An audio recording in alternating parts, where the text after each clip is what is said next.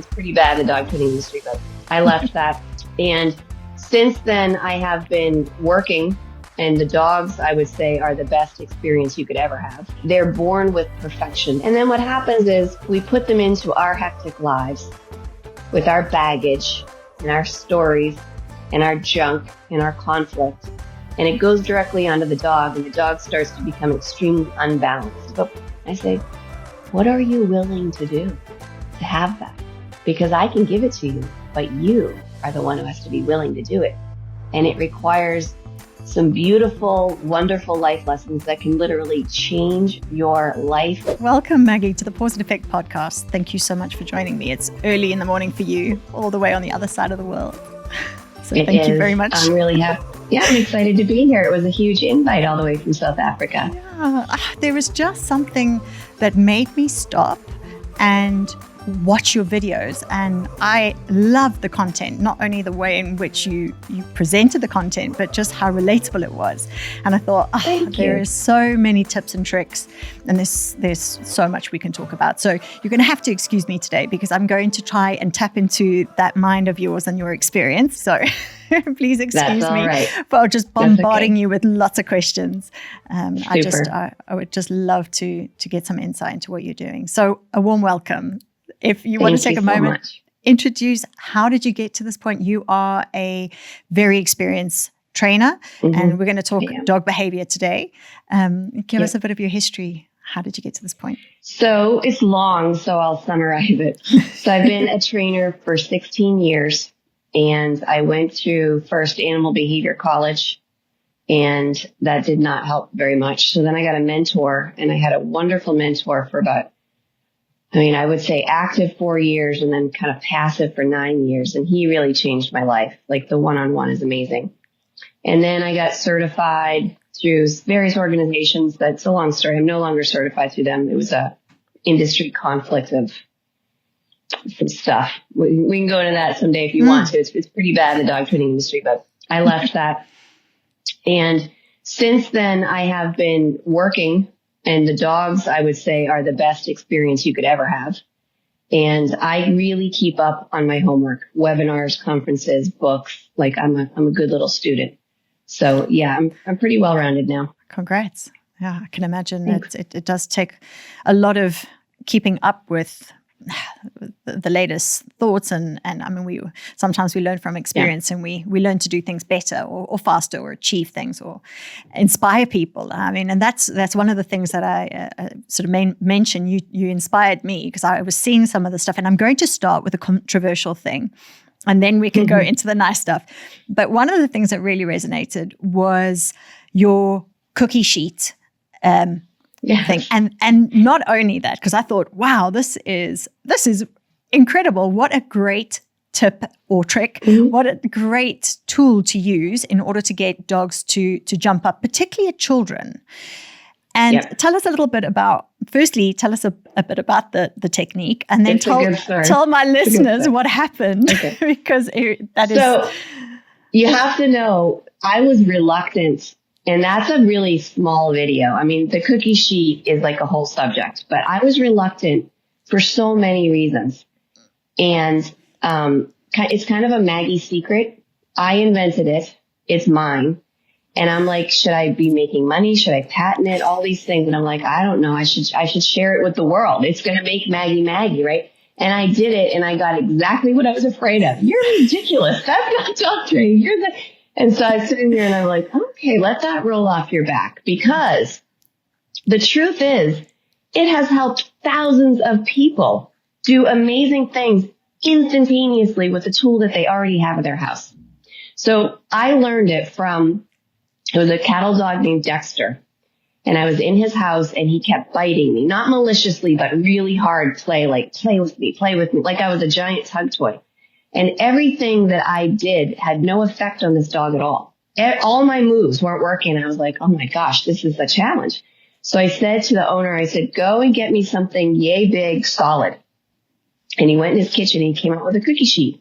And the second that I put it in my hands, the dog backed off. And I went, oh my gosh, I have something. So he recognized that as, I don't know what that means. That is not play.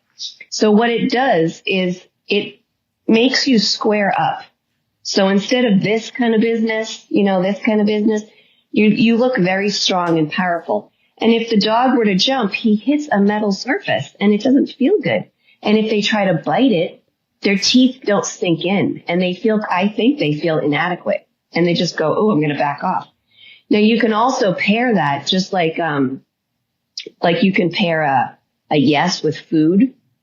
You can pair the cookie sheet with get the hell out of here, basically is what it means. So the minute you pick it up, they will run once they establish what that conditioning means. But yes, the best way to use it is for the weaker, the disabled, the slow timing, the disinterested in training protocols, so that when you get in the house or wherever, you could use it on a couch or even in your kitchen, they have a way to tell the dog instantly, back away from me. And it's just pick it up, show it to them, put it down, and you're done. And it's very empowering and very simple to use. And it has changed a lot of people's lives.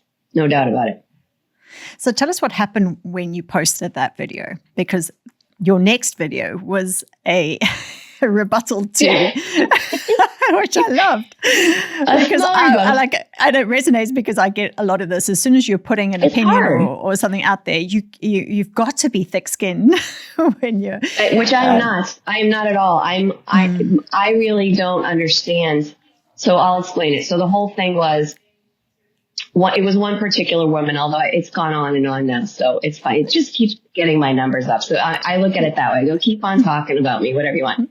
So this one woman apparently is a dog trainer and had consulted other dog trainers, maybe, and called me ridiculous. That's the word she used. You're ridiculous. This isn't real dog training, blah, blah, blah.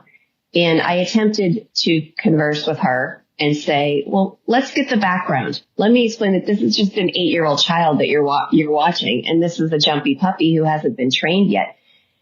And it went on for a while, and people defended me and said some things, and then she went away, which was lovely. I just didn't have to do anything about it. And so my rebuttal is, I do not believe that just because you post something to public, that you inherently have to or should expect to be insulted or called names or criticized or picked apart. Because it's not that we're putting it out there in the world. I'm putting it out there from a dog training perspective to help people learn something from my point of view. And what everybody's missing is it's like a 7-second video. Like, you don't know who, it wasn't even my dog. It wasn't even my dog. Like, why don't you do this? Why don't you do that? Well, because I don't have all the time in the world to explain what's happening with this dog.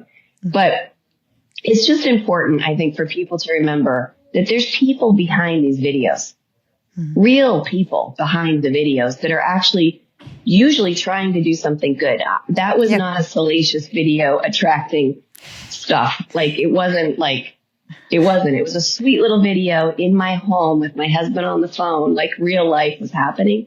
And that's who I am. And I think that's what you liked about me, was that this is real, and not everybody has the time to actually train their dog to not jump when they walk in the house. No. And that might even be their only complaint. And if they don't have thousands of dollars to hire a trainer, they can fix it now in 7 seconds from that video. It was a really excellent video, and I encourage all the listeners to. And I'll put a link so that they can go and have a little look at it. So I wanted to start with that because I think that really does give you an opportunity just to express the impact of people's opinions. And one of the things that you even do is comment on how nice it is to get reviews and for people to give you feedback on the training that you're doing with their dogs. But let's go back a few steps. So what I'd like to understand is, how does the work that you're doing differ to, say, other behaviorists? Because obviously you're getting some feedback, or like, oh, you're not doing what we do. What are the basic principles that you work on, and how does your training differ? So I do differ. There's no question about it. I do differ. What's happened to me is I started out very technically correct. I was all into being correct, and I had a lot of techniques and I was very good at them. And when I went to work with real people not other dog trainers and not, whatever, but real people with real problems, I realized that they couldn't institute the protocols. They couldn't follow the training advice. It was too complicated. It was too slow. They didn't understand the end game. And so over the years, I felt like I was dumbing it down. And I had conflict about it. I was like, what am I doing? But now that it's all come around and I've been doing it long enough, I realize I'm doing exactly what I need to be doing to serve my client. For me, it's not about what the other dog trainers think. It's not about, am I technically correct?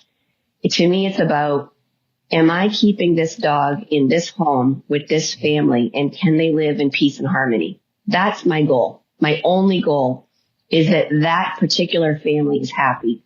Because the truth is, we have a lot of opinions, and people use the word should a lot. You shouldn't let your dog this. You should let your dog that. There's another video that I did with a dog named Jethro where the doorbell rang and we sent him to his crate. And that one I get attacked. Well, he's a shepherd. He should be guarding the door. And I said, the background on that dog is he bit 2 people when they entered the home. He can't be present at the door because the owner can't handle that. So for that family, they were thrilled. And I'm not kidding. One thing I did for them, I taught the dog to go to crate when the doorbell. That's all they wanted. They didn't want to recondition him to not bite. They were afraid. They were afraid of the liability. They were afraid that they couldn't handle him. And so they didn't do the rest of the work. That, yes, could it have been done? Sure. But that family didn't want it. And I think a lot of us are forgetting it's not about our opinion from the outside world. It's about each family that lives with the dog, what they will tolerate, what makes them feel safe, and what lets them flow throughout their day. Because, I have an 8-year-old living in my house, and I know how hard it is to get out for school and do her hair and get her lunch. And if there's a dog barking or running under my feet or stealing socks, I want to yell at it. That's what most people want to do, is get the heck out of here. So something as simple as go to crate saves people's sanity and allows them to get out the door in the morning and then come home and address the dog. And so it's real. It's reality stuff. So there's another piece to it too. What I have found over the years is that dogs are truly man's best friend. That's not just something that's said out in the world. That the dog is an image of perfection in my eyes. They strive to be healthy. They strive to be balanced. They're born with perfection. They want to play. They want to live in the moment. They're happy. They're always easygoing. I want to do this. Yes, I want to do this. Yes. They're agreeable. They're just perfect. I think they're perfect. And then what happens is we put them into our hectic lives with our baggage and our stories and our junk and our conflict. And it goes directly onto the dog, and the dog starts to become extremely unbalanced. They get anxiety. They get itchy skin. They get stressed. They start having fights with each other. All those things are not technically normal. Those are dysfunctional behaviors. And it's like the dog is almost a mirror into the family. And over the years, it's been very awkward for me to call it out and say, hey, your dog is anxious because you keep yelling at your husband. And the yelling is a problem for the dog and your husband. And those are real moments that happen when they look at me like, oh my God. And I'm like, I'm just telling you what the actual root cause of the problem is. It's not the dog. And so I have now included into my program life skills for humans.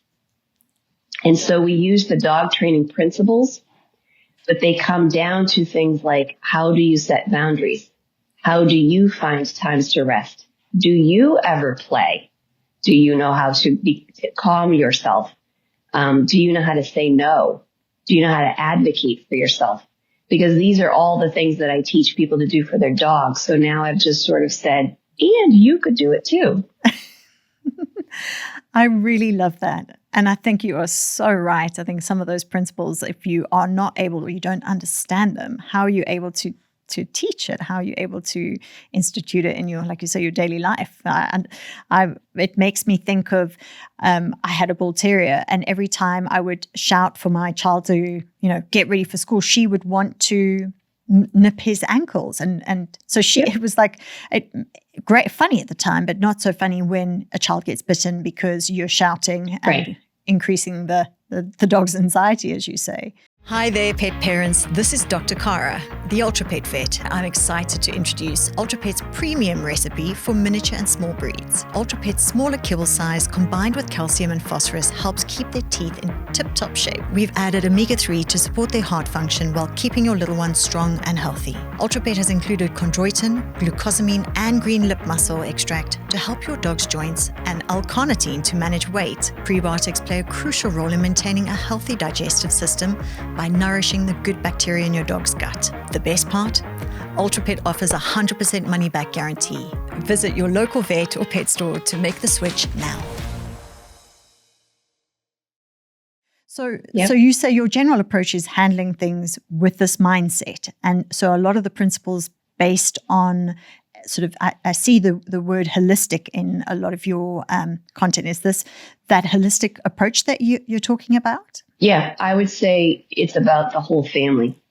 It's often about the house and even what's in the house. Like there are some homes that are so cluttered that there's no place for the dog to be, and that crowdedness creates a problem they need space. They're animals. And sometimes it's the flooring, that the flooring is so slippery that they can't get a grip, and that creates some anxiety about moving around the home. The dynamic with the family. There's a lot of things going on in people's houses that aren't always wonderful, and it directly affects them. You know, a lot of people, this is going to sound harsh, but this is what I see. They don't have a good grip on their children. And if they can't tell the children how to treat the dog, don't touch the dog's ears, and they can't follow through on getting the child to stop touching the dog in an inappropriate way, and the dog bites, and then it becomes the dog's fault.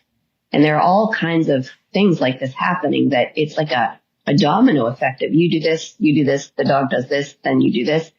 So everything, yes, it is holistic, and it's the family dynamic because the dog is a member of a family, and it's highly affected by what's happening with the humans. That is really interesting because obviously a lot of the training and behavior, particularly with puppy schools and some of the basic training that a lot of our clients or a lot of our friends have access to is that obedience, you know, getting the sit, getting the down, getting the recall. And it's not an education really from, are you getting a dog that will fit into your family? Like you mentioned, size and space and resources, you know, even down to, I saw in your blog, you spoke about the affordability, for example, of behavior training.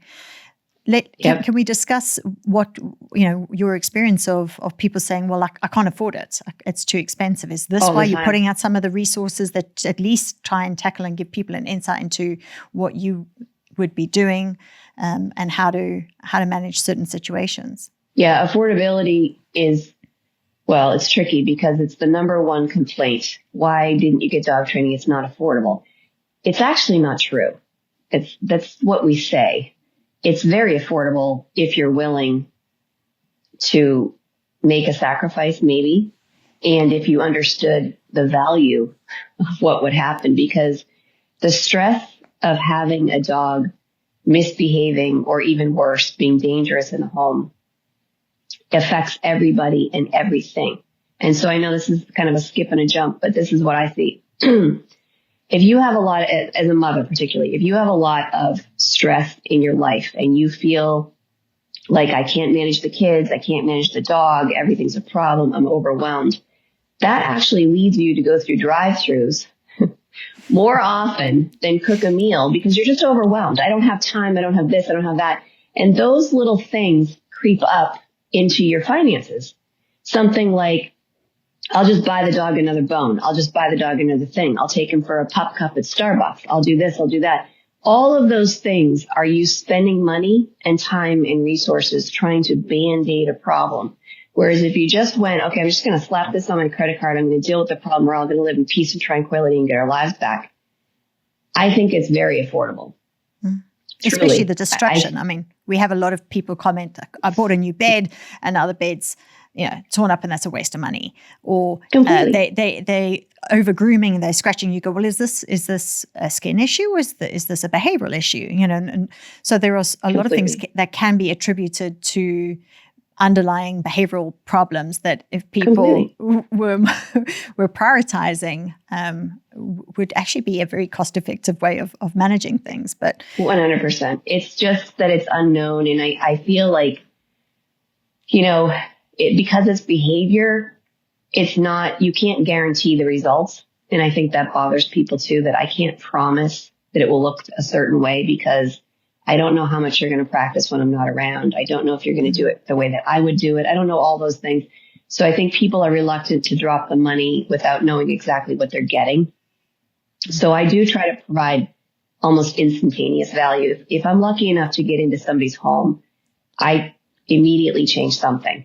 And it might be the cookie sheet technique so that you can stop jumping immediately, or you can break up a fight without getting bitten in it, something like that.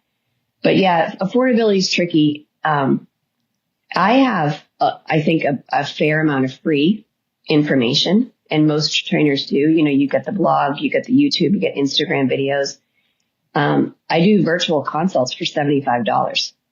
So, I mean, if somebody has I'm not going to be able to solve everything, but for $75 is cheaper than going out to eat with your family one time, And then I think if you get in there and you feel like a connection with a trainer and they give you hope, you find the money and get it done, because it's just, you can't put a price on peace. You can't. No.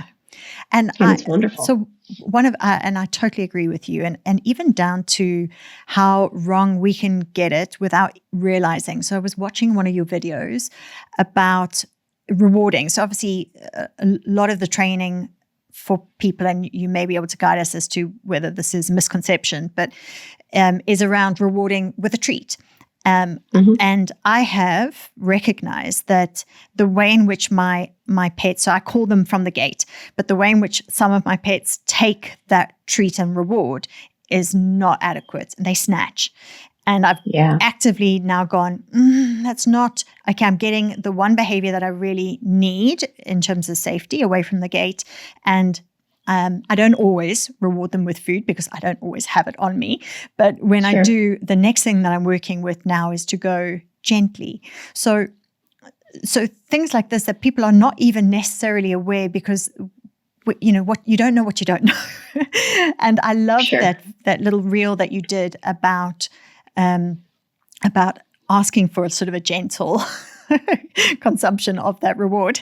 Tell us the principle. So, no, it's funny, behind the scenes is the same person who called me ridiculous for the cookie sheet also insulted me for that video, because I was using a fake dog, right? You know the video, right? And she said, you can't possibly be a real trainer if you don't even have a real dog. And I said, this is a human skill. I don't need a dog in the video. I'm like, what are we talking about? I don't need a dog in the video to show you this, because it's about the treat delivery. It's not the dog. And frankly, the dog distracts people from learning the skill because they often look at the dog, not what the person's doing. So I did it on purpose. But anyway, it's just funny what's behind the scenes. So what you are describing is that you have the skill to reward the dog, but the dog doesn't have the skill to take the treat politely. They're two separate skills from two separate entities, right? So my suggestion to you, if you want it, is take the dog aside when he's not excited, just when you have 5 minutes, okay? And you take the treat. This is very, very simple. Imagine my hand is a mouth.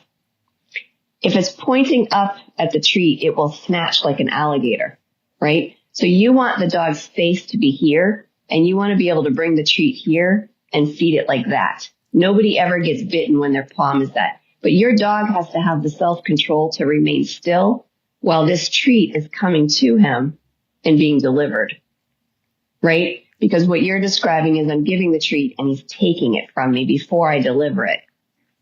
Make sense? Mm-hmm. So they have to be taught to control yourself or you don't get it. So one thing you can do is when you bring the treat down, when the dog snatches, the treat goes back. And again, and again, and eventually the dog goes, what's happening here? And you go, here you go.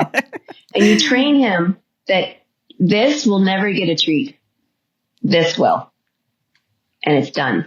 They have to be taught. And a lot of people go gently, gently, gently. That doesn't do anything. They either have the skill or they don't. And it's a technical skill, not only to feed it correctly, but for the dog to take it correctly. And many dogs don't know how to do that. That's so true, which often then just escalates a problem because you're reluctant to treat, you're not treating on time. And then it's also very difficult. Like you say, you know, you've got a household where you're asking your children to do something and you don't want to risk them being snapped at or bitten. So a great little tool that you've introduced. Yep. Well, it's an important point because if the dog can't take treats, well, he could actually nip somebody by accident doing it. And with children, they're often walking around with crackers and the dog will snatch it. And so snatching can never be a thing. Just no snatching. No snatching. Yeah. That's very good. Snatching. So I'm going to give you some of the things we as South Africans, and I'm talking the royal we here because I see it. There's a common question and it's very difficult for me as a vet because people who love behavior, who make it their life and you know, practice it every day, just there seems to be like an intuitive ability to be able to set these kind of things up. But us as vets and pet lovers often just make it worse. So we in South Africa, we try and encourage our clients because a lot of the dogs sit behind the gate and they don't get adequately exercised. South Africans are very typical of going, well, we've got big gardens, so they self-exercise. And for us, we feel it's important as veterinarians to say, you know, your dogs need to move, you need to have some time with them. And so we encourage people to walk their dogs. So what most clients say is they're out of control and they pull on the lead and it's an impossible thing to do. What is the general approach, would you say? Or can you direct us to perhaps one of your training videos or perhaps give us some insights to how you would manage this just for the listeners?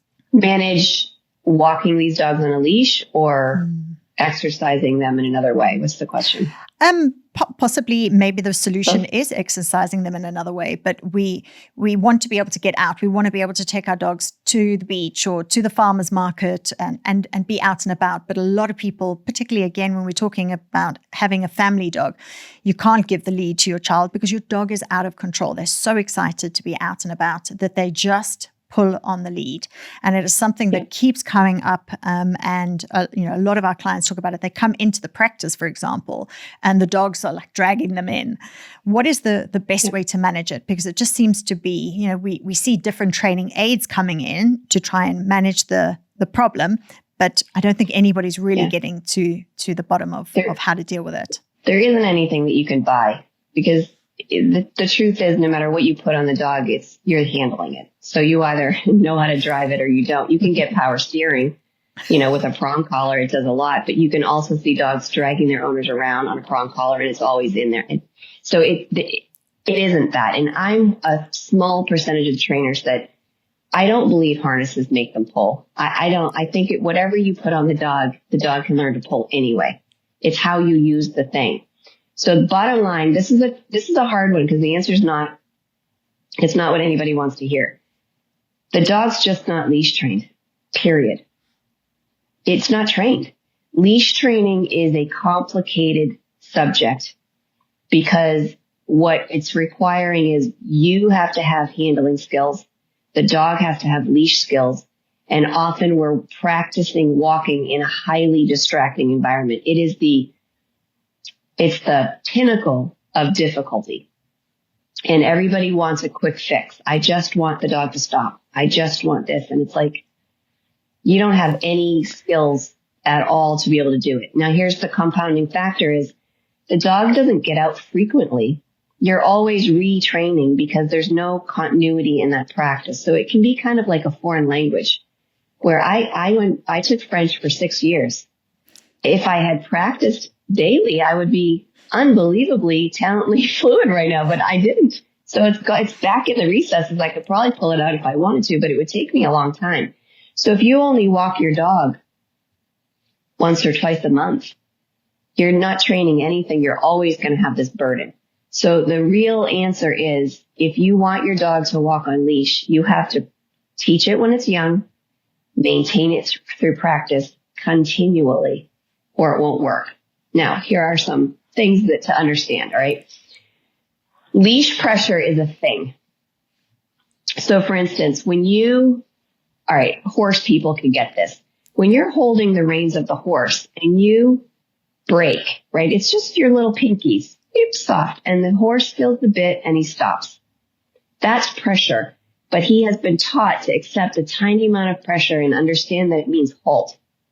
If we were to use a car, when I turn the steering wheel to the left, my wheels go effortlessly. I can even do it with one hand while I'm drinking a cup of coffee, right? It's trained, so to speak. The dog has to be trained that when he feels a tug on his neck or his chest or wherever the equipment is, that he gives in to the pressure.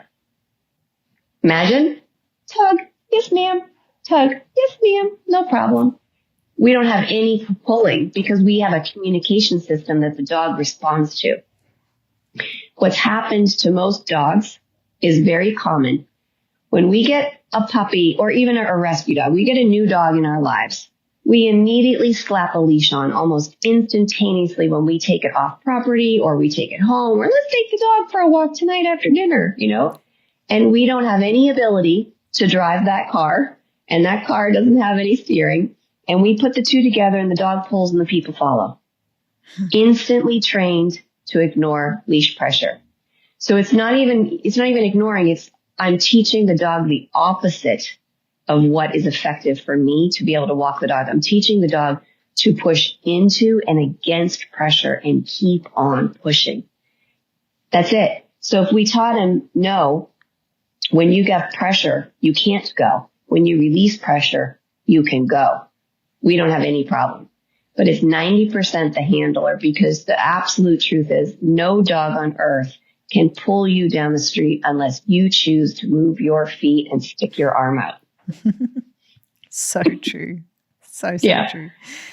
So from what you're saying, from my understanding, you're saying this starts with being at home and setting some simple training before you even think about putting that lead on and leaving the house. This has got to start with some fundamental principles. You have to learn. So if you look at the car metaphor, when we first drive a car, we often do it in a parking lot because we're learning a skill and we can't handle the distractions and the rules of the road and all the things that go on with it. And I'm not even looking half the time. I'm looking down here and what are you doing and this kind of thing.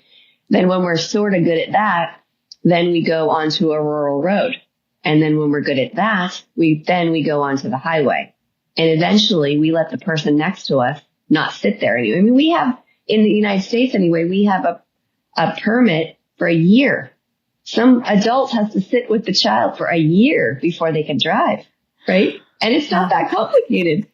So if you were to do perfect leash skills, it would be, you would put the leash on and you would do it in your house and your yard. And you would teach the dog and yourself how the leash works and what I expect from you when I tug on it. And then you might even get fancier, which I think that you should, teach the dog to look at you a lot and to pace with your leg so that he knows where he's supposed to be and what he's supposed to be doing. And then even better, when something passes by, I'd also like you to ignore it. But those are all dramatically difficult skills for people and dogs to learn. So it only makes sense that you do it in a way you could succeed.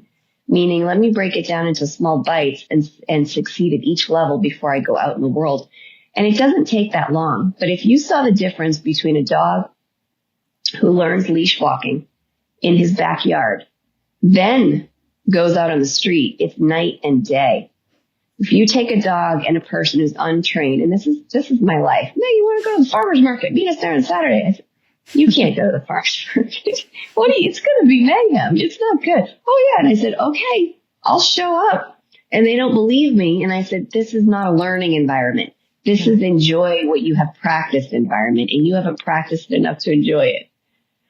So it's not what we want to hear, but it's true. But it is true. And I think that totally makes sense. And it should have been, it should have been something I realized before asking. But I think, people go, you want to get them socialized. You want to get them out there. They must experience things, particularly when they're young. They've had their vaccines. Obviously, I need to do a disclaimer there that you're getting them out and about and experiencing things, and people want to make them part of the family. So I think, once again, it's great intentions, but it can actually lead to a lot of issues later on. Technically, they're two separate things. Being out and about and socialized does not necessarily mean on a leash or on a walk. I mean, there are many, many ways to socialize your dog. So, for instance, I'll give you a good one. If I wanted my dog to ignore other dogs passing by, I would choose a location where I know there's lots of dogs in a predictable manner. So such like a dog park, they all go through the same gate. A pet store or a grooming facility, they all go through the same door. So I can predict where they're going and they're not coming at me. And then I get myself a chair and a leash and a dog, and I sit in a chair and we watch the dogs go by. And every time the dog looks, I go, yep, socialize yourself, study it, take a look safely. And then every time the dog checks back, Maggie, you still there? I feed him a treat. And the method is basically look at it, learn it, be comfortable, acclimate, do all the studying that you have to feel safe. And when you do, I'll be here to give you a treat. And if you do that if you did this with, say, a puppy, even once a week, say you had a Saturday morning ritual that you find a little coffee shop next to the pet store and you sit there and you have your coffee and you train your dog like this, he will become so bored looking at dogs that he'll fall asleep and ignore them. And then you're doing your leash training at home, you're socializing with coffee. When you put those two together at the farmer's market, you have all your skills. That is great advice. That is brilliant advice. So, and it's pleasant for people. And it's pleasant. But I think the one thing that I must make mention of here, and it should be it should be obvious, is that these things take time. And most of us are just rushing it. We want that behavior to come either naturally or like within one session with a behaviorist or a trainer. And you may get the technique, but this requires, like you say, a bit like French, learning French or learning another language. It requires practice and positive reinforcement. And that is actually one of the life skills that I try to teach people is I think that we're really missing a lot of life with this I want it now attitude. And I get it. I'm busy. I'm a victim of that too. And I catch myself. But what happens when we want something quick and we take shortcuts to try to get it, we don't ever achieve it. So we're chasing something that's impossible to catch because you're not even on the right path to get it. And that dissatisfaction of, I want it quick, I'll throw some money at it, and I'll give you one appointment and fix it, and you didn't fix it, so now I'm going to complain, and that becomes the dog's fault. That sets in for life some level of unhappiness and frustration forever. And you could look at it the same way. All right, so everyone can understand this. If I wanted to lose weight, there's only one actual way to do it, okay? Eat less, exercise more. That's the formula. But we can get into the nitty-gritty about how to do that. We could talk about it and never do it. Well, I'm going to start a diet when I figure out what the exact thing that I'm going to eat. I think I'm going to go high protein, low carb. I might go carnivore. I don't know. What do you think? And I could talk about it for the rest of my life and never lose any weight. Or I could just focus on what is actually true and hard and do the thing and see the results. And that is, it's just a basic truth in life is, how do you get something worth getting? Slow, steady, and thoughtfully. It's the only way to get what you want. That is very, very true. And what I like about connecting with a behaviorist or a trainer is that there is a bit like perhaps having a gym membership or a personal trainer is having that accountability as well. It's how are you doing this? Where are you going wrong? Oh, that's easy to resolve. Like maybe don't have that bottle of wine on a Saturday night or whatever it may be that might be impacting or throwing you off your diet or your training. And And just to be able to talk it out, having that connection and saying, well, look, this didn't work. Well, have you tried this approach? So would you say that you do that a lot for your clients in terms of what is the general approach when you are presented with a new client and their pet? Is it, you spoke about understanding the home environment, discussing things like, let me get an insight into your home, how busy, how cluttered, the flooring, the noise levels, where does the dog sleep, what is the interaction between you as a family? But then in terms of some of the training stuff, is it going back to basics? Do you try or is it tackling the problem at hand? It is basics. One of the things that I find almost every first appointment, there's a common thread among people, no matter if it's a puppy or an old dog or a dog they've had for 3 years or the 8th dog that they've had in that breed. There's a truth that's always present that has to be dealt with. What happens to people is they bring their previous experience into the story. So, for example, I had one a couple weeks ago. They said, Maggie, I have had 8 Jack Russells in my life. And we did this and we did that and we did the other thing. And this is the lifestyle. And I said, I go, I really only care about the one Jack Russell that's in front of me right now. I don't, the 8 who are no longer with us, unfortunately have no power in the store. I go, this Jack Russell in front of you is different. You need to look at this. And so I'll listen to them out of respect. I'll let them kind of release that story, that history. And then I'll ask them, could you please put that away now and focus on the future and the present and this dog in front of you? And that is probably one of the most difficult things for people to do. They will not let the story go. They will not let the experience go. They will not. And you hear it in places where they say, but I've been doing this. I've been doing this to the dog. And I said, I know, but if what you have been doing was working, you would not have called me to help you. So I really need you to stop focusing on what you have been doing or thinking or feeling and what I want you to do now.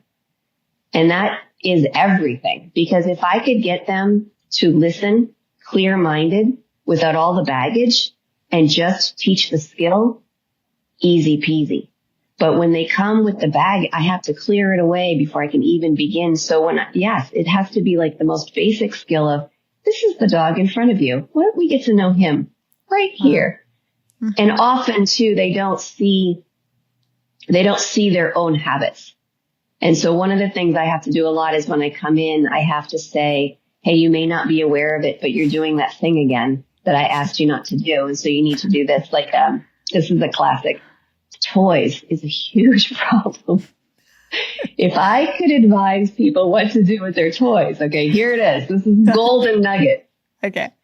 Get the toys off the floor. There is no toy basket, for the dog is not a child to go in and play when he wants to play. The toys represent prey.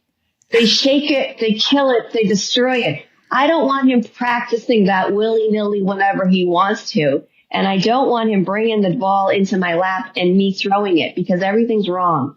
So toys are a problem when I say, get the toys up, put them in a drawer, bring them out when you want to play with the dog, put them away.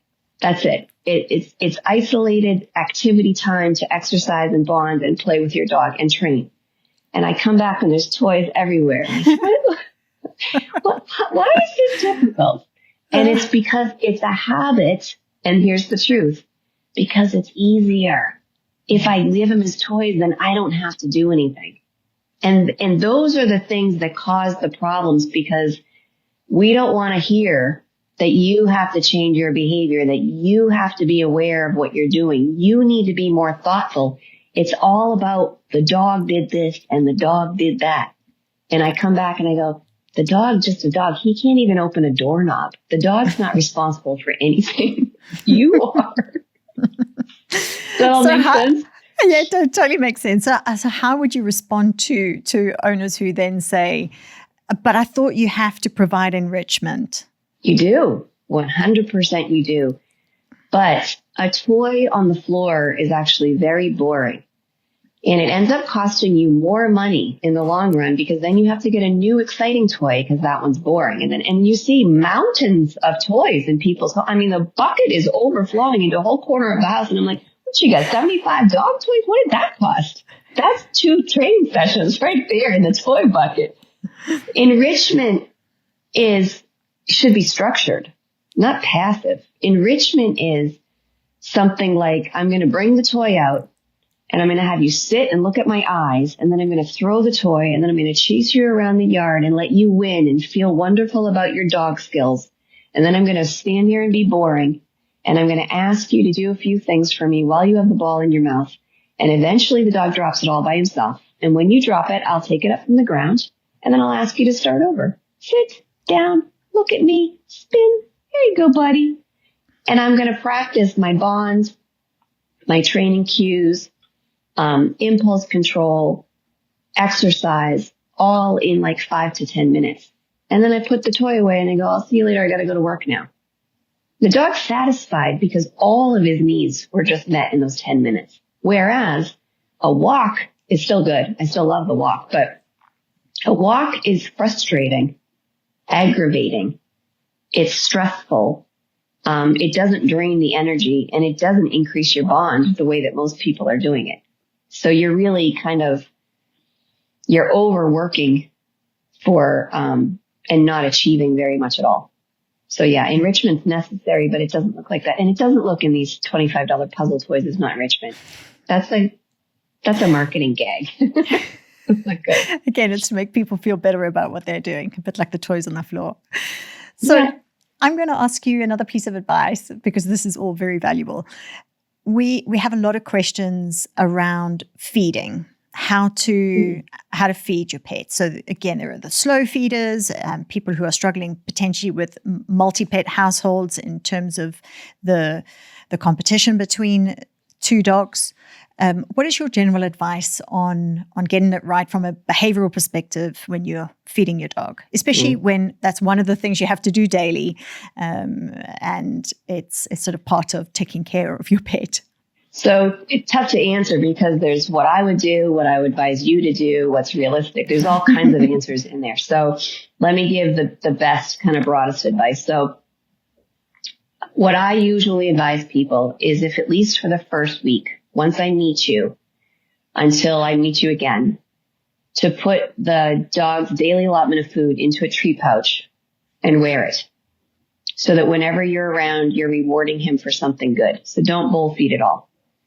And what most people find is that at the end of the day, that tree pouch is still really full and the dog didn't eat. And I use that as an opportunity to say, the dog's food is sustenance and nutrition, but it's also a gauge on how you're noticing things that he's doing, rewarding him throughout the day and interacting with him. And what that tells people is you're really not interacting with him in a positive way at all. If you're not able to notice when he's being good, which is almost all day they're being good, and able to reward him, you're not seeing him. You're actually not spending time with him at all. And then I get this, well, Maggie, that's really hard because then I'm going to have to do this. Yes, you're going to have to spend time with your dog. I thought that's why we got them, is to spend time. So again, if you can't do it all day long, the next route would be only feed him 50% in his bowl and then use the other 50% for other things, like to teach him the skills that he needs, like the dog that will never drop the ball. Well, if you have a piece of food and you throw it at his face, the ball bounces right out every single time. But if you don't have the food on you, then you're going to go and you're going to wrestle with him and struggle, and you're going to build more reluctance to get rid of the ball. You're just simply not prepared with a giant tool that's available that you have to give your dog anyway. So essence, by bowl feeding them only, you are giving away a gigantic tool to get the things that you want, and you're just throwing it away. Yeah. As far as the other, it's a huge opportunity, but there are other things too. Like there's all kinds of considerations if you have more than one dog, and there isn't a standard answer for how to feed a dog because things vary. But I will mention the slow feeders because I can't stand them. I can't stand something that you go and you buy to fix the problem, because it's just not reality. And those things look so unbelievably frustrating. Like, can you just imagine wanting to eat? And you're like, gosh darn it, I can't even get the food, because they use their teeth to scoop and they can't get in there. And it's just, and the bowl slides around. So if you have a dog that eats too fast, again, it requires something from the owner to fix the problem. And this is it. You put the bowl down. I have the dog sit and look at me. I pour in about a quarter of a cup. I release him to eat. He eats it. He sits and he looks. I give him another quarter of a cup and I slow it down. It takes all of maybe a minute and a half to feed him this way, but he can't gulp the entire contents if I'm only giving him small portions. So think about it like a restaurant. I'll have an appetizer, then my meal, then my dessert. I'm not going to shove it all in my face at the same time. I'm going to pace myself. And that is the owner's job, in my opinion, to meet the needs of the dog in front of them, not a thing that you buy at the store. Harsh, but true. Great advice. Once again, really practical advice and something that owners can do. They just need to slow down and take the time. Slow it down. So I don't want to miss the opportunity to ask you, what do you feel are fundamental principles that you should teach? And what's your view on the tricks versus the training and the adequate behavior that you want to see? What I would say to that is that it's not even about the specific behaviors. It's not about sit and down and come as much as people want it to be. So if you were to replace the obedience cues and commands and behaviors with concepts such as confidence, calmness, and listening, those are the people who have those qualities in their dogs and their relationships with their dogs don't hire trainers. They don't need them, because the truth is that if you have a calm, confident dog that listens to you, you essentially have a working relationship that's very peaceful and cohesive. And if he carries himself with confidence in the world, he most likely gets along with all other species also, because he's a cool dog. Those are the things to focus on. And those are, again, the intangibles. So how do we teach them? We teach the sit and the down and the come because people recognize them and it's simple to be able to get it. But it's really the relationship. That if I have a relationship with my dog where it values me and sees me as the important person that I am in its life, its life giver, essentially, I don't need to say come, because the dog's never running away from me in the first place. I mean, these are fundamental truths that people don't want to hear about. And in my opinion, training has become an industry of money making, just like everything else in life is. Can we make money doing this? Yes, we can. We can make billions of dollars with animals now. So we need to package it in a way that we can sell it. And the stuff that I'm trying to sell is not fancy and it's not quick and it's not even something you could hold in your hand, but it's something you feel in your soul, that when you are with a dog, that you have those qualities, that the dog listens to you like it's in love with you. Like you call its name, Callie. Yes, Maggie? And it wants to be called. Or you walk out, say you're at the dog park and you walk to your car. The dog goes, oh, I'm going. Bye, friends. Maggie's leaving.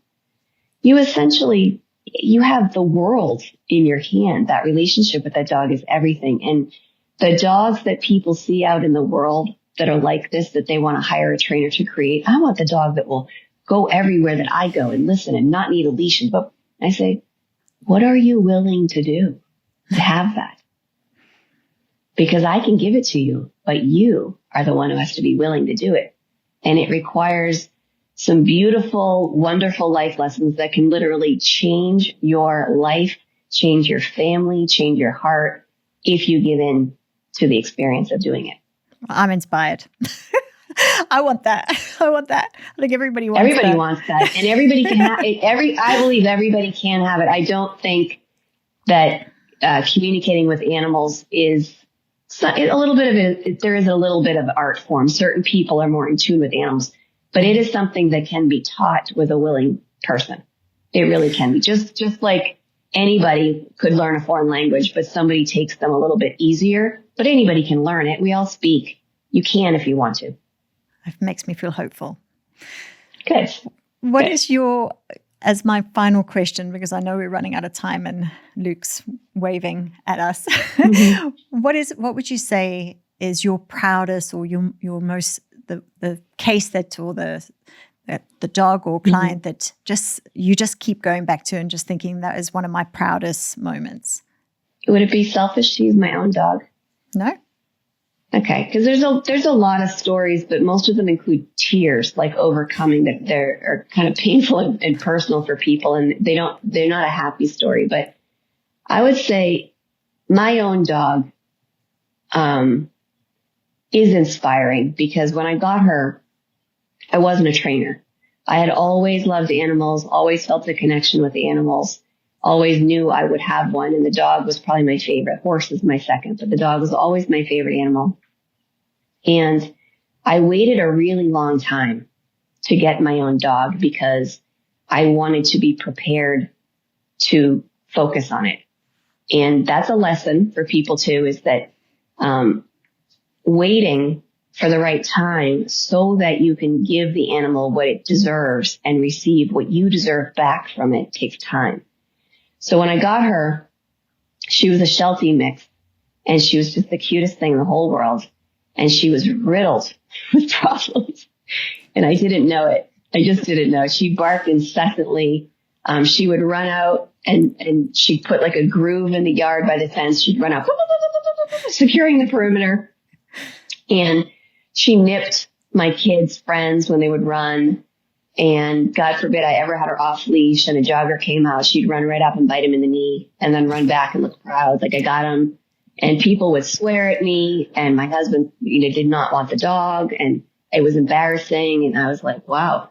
It never, ever entered my mind, which is a common thing for dog owners, is if I have to get rid of her.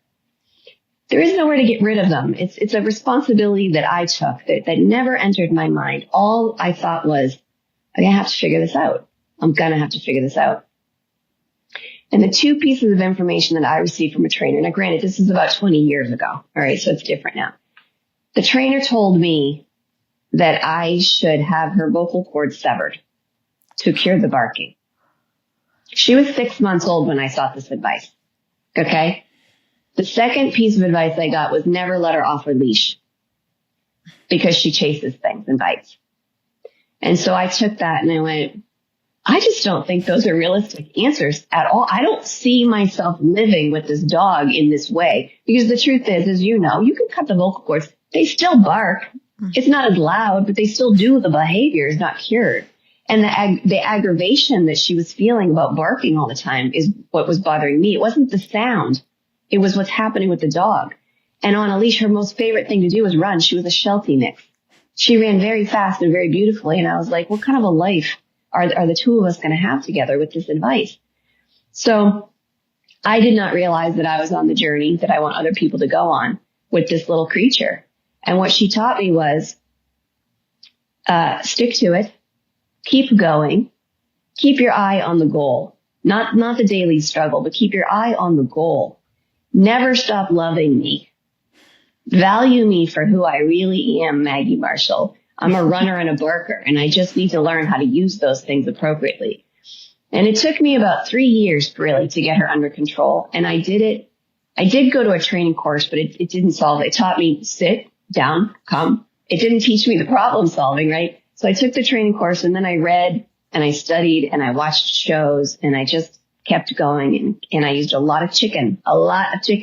I kept going and going and going. And she lived to be 17.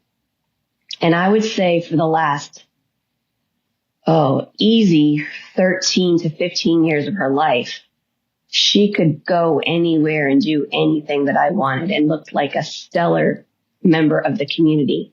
Still enjoyed her bark. In fact, we nicknamed her Woo Woo because it sounded like woo, woo, woo, woo.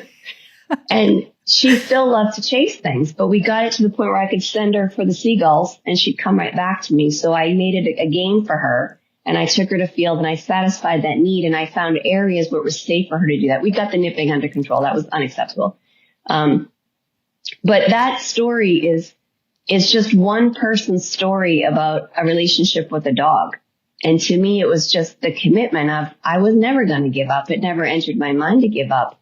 And she gave me years of companionship and happiness and joy, and helped me with my training and so many things that I don't think a human has ever given me. I hope your husband doesn't watch this. Yeah. Yeah.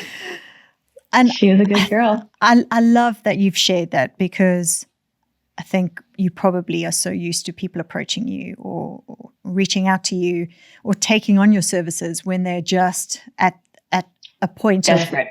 They're desperate. They're considering extremes, rehoming, euthanizing. It's people really, it's very impactful when you have a pet, a dog, a cat that has behavioral issues. It affects the whole family. It's stressful. You talk about the mom, going, I'm just going to find a shortcut for dinner. These are the kind of tactics that people try and resort to when they're just at that extreme of, I just don't know what to do. So the fact that there are solutions out there, and that you can turn it around is very inspiring. You can turn it around in days to weeks. Wow. If you focus on it. And I think, that is something I struggle with, is how do I keep the people motivated? How much support do they need without enabling them? How do I hold them accountable without hurting their feelings and offending them? And the answer is, I can't. Only each person's responsible for what they do. I can provide the structure, the support, the guidance, and the story to inspire you, but I can't make people do the work. And that's the tough one. And it to me, it's a problem. I don't know if it's culture or humanity in general, but if we can't devote 6 weeks of our lives to learn something new, what are we doing? Like, what are we actually doing with our lives? Because a year is 365 days. Can you imagine if every 6 weeks I devoted myself to learning one small thing, what I could become at the end of my life? But in a year's span, often people look back and they haven't really accomplished very much at all. They've been in a churning hamster wheel, rolling down the road, not knowing where they're going. And again, dog training is such a small thing. It's my thing, but if you have a dog in your home, you have an opportunity to learn how to focus on something, learn a new skill, and have satisfaction. And if that could inspire people to then, learn a foreign language or go play pickleball, or I don't know, recreate their marriage, whatever you want to do. If you take the skills that you learn in Maggie's dog training program, you can just plug in anything else that you want to learn in that structure, hold yourself accountable, and you're done. It's more than really training. It's life-changing. So much more. Yeah, I think so. Yeah. This conversation has been incredible. I've learned so much, and it's opened my eyes to, I'm going to be thinking about this and certainly instituting some changes in my life. And in terms of trying to connect better with my pets, I think people just lose sight of the opportunity missed of getting some basic training and enjoying your pets and not having the stress of the continuous behavioral issues that impact us on a daily basis that could be resolved relatively easily. Exactly. So this has been really, really beneficial to me, and hopefully to my listeners too. If people want to get in contact with you, obviously we will provide that information in the bottom of the podcast interview. But can you let people know how to reach out to you if they want to have online sessions? Obviously, for people who are close to you, it's ideal to be able to see you in person. But like you say, you do offer online sessions for those who need it, and they work very well.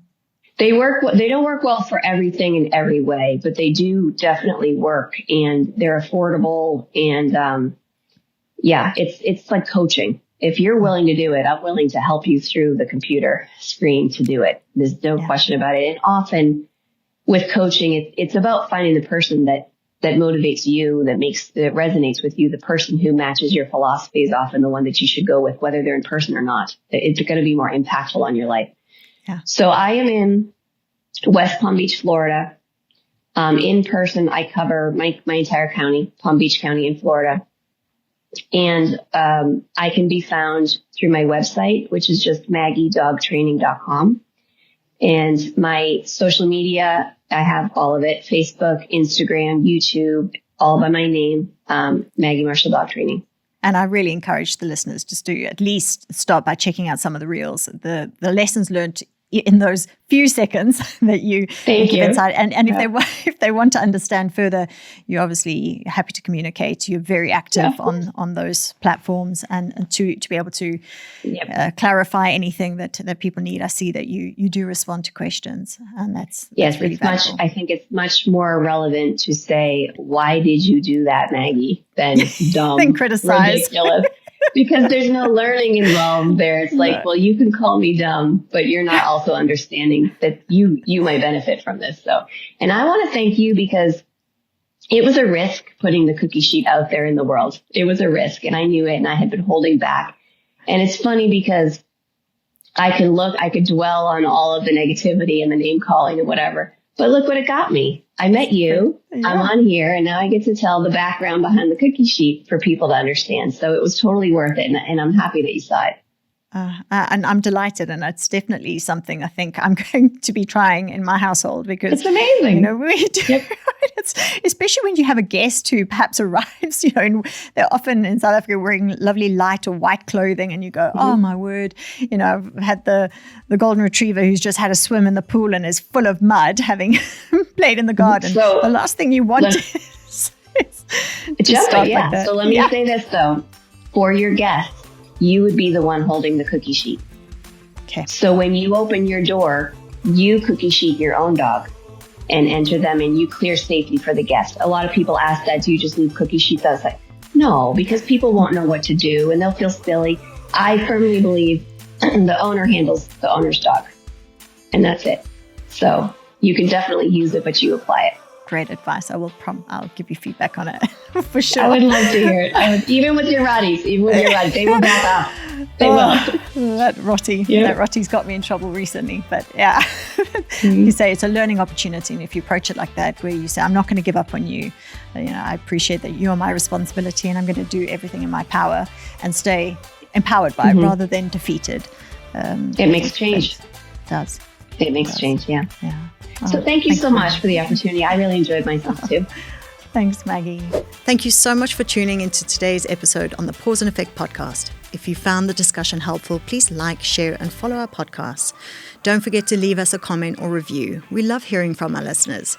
Remember, you can listen to us on your preferred podcast platform.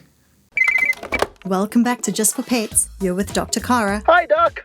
It's Jackson the Jack Rossi here, and boy, am I itchy. Are you on a hypoallergenic diet? Hyper what now? Changing to a special diet will really help. And Just for Pets have a massive range. And flea and tick medication, special shampoo. Ooh, how quick can you get some? Order today and we'll deliver pronto. I feel better already. Justforpets.co.za. Vet approved, pet adored. Get it all to your door.